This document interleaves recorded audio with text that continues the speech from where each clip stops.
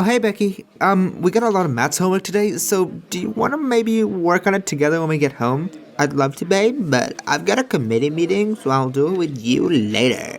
Okay, babe, I'll see you tonight. Oh, man, I forgot my calculator. So you take the X and shift it to the other side. Oh, that makes sense. James? Becky? No!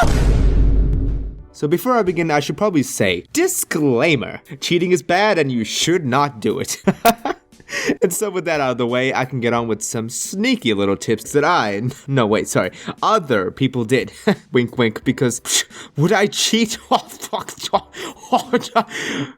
Yes, okay, so I'm not sure if this was just the case for my school, but when we were sitting exams, the teacher would come around and usher us and ask us all to put our phones in our bags. They were kind of strict about it, and they even would check the lining of our pockets to see if they had any kind of phones inside, right?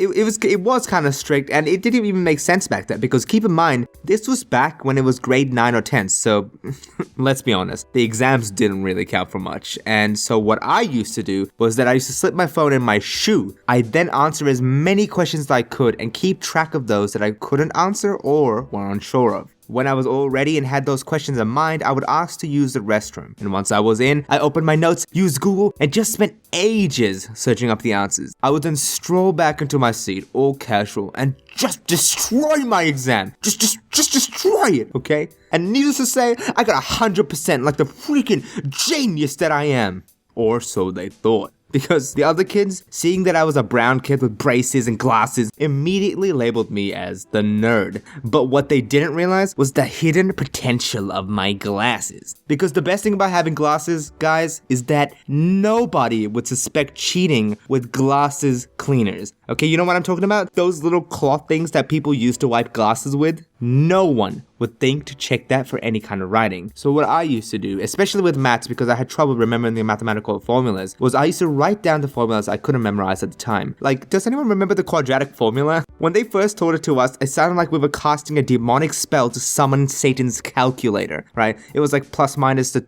2a square root of over c or something. I don't know. I forget, right? No one uses the quadratic formula later in life. So I hated memorizing the formulas back then, and I just wrote them all down the cleaner and look, brought them with me on the exam. And I took my cloth and pretended to clean my glasses. What I actually did though, was transfer over the formulas on spare pieces of paper or on the exam paper itself. I did that because I didn't want to take out my glasses cleaners repeatedly, and it was a bit too risky if the teachers or something saw me, so I used to write down the actual exam itself. So when the teachers walked around and they saw my piece of paper with the quadratic formula written down, they were probably like, oh damn, this kid is smart. He has all the formulas written down. What an impressive memory.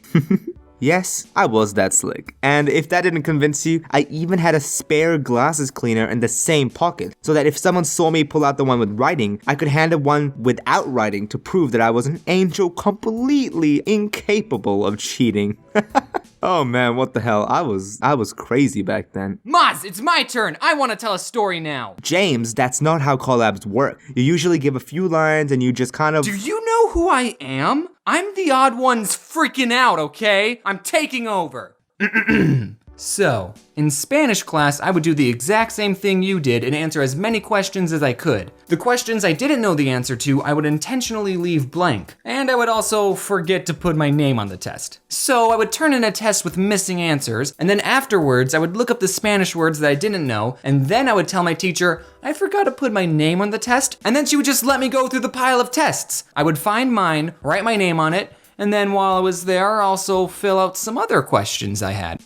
James, that's actually pretty smart. I know, aren't I great? Well, that being said, I do want to seriously warn you guys about cheating. Like, I did these tactics all the way back in middle school and a little bit in year 9 and 10, but back then they didn't really count for much. My philosophy was that if it doesn't really matter for my future, then why not, yeah? But it's a completely different ballgame when it comes to the final few years of high school and especially university or college. Because you think getting caught in high school is bad? I mean, the worst they could do is, heavens forbid, give you a detention. But university, they outright remove you from the course or kick you out completely from the university. And I got a harsh reminder of this because one time in a biology exam, I'm not sure if you guys have seen this, but I used to have this gimmicky sort of scroll pen. Like, do you know what I'm talking about? Like, it's those kind of pens where it looks normal, but then you press on these metal tabs things and it pulls out a piece of paper with information on it. So for me, because they were handing out these pens at my university's orientation day, and look, I didn't really care about the gimmick, I just wanted free pens, so I took a handful. And this one biology exam, right? I guess there were more invigilators than normal. Oh, so invigilators are examiners that walk around to see if any of us were,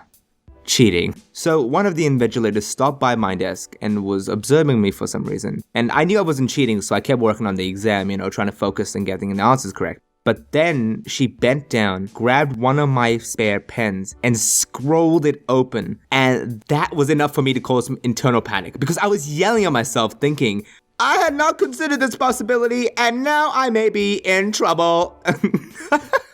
Because I know for a fact that the pen had a periodic table, physics formulas, and just general science facts, and which in my mind was pretty similar to biology, so she could have absolutely thought I was trying to cheat. Ha! That's what you get, Maz. Karma. Shut up, James, because I tried to look like I was deep in concentration with the exam as she inspected the scroll. She then raised her head, taps on the table, looks at me and says, I don't think you're allowed this. I think I was a bit too eager when I responded, oh, okay, that is fine. This is fine. Thank you. I will put this away. And I shoved the pen in my bag underneath my table. Honestly, that incident kind of scared me to the point where I never, ever considered cheating again. Oh, good day, mate. Put some shrimp on the barbie. Well, that's it for my video. I hope you liked it, guys. It's me, Maz, not his friend James. Make sure to check out his other social media in the description and keep an eye out for his live streams. Get it? Cause I don't have eyes? Hilarious. Although it's funny to tell these kinds of stories, I really do hope that none of you go out on a cheating spree. Teachers, if you're watching this and you find one of your students cheating, I'm sorry. All right, bye guys. Wear your seatbelt.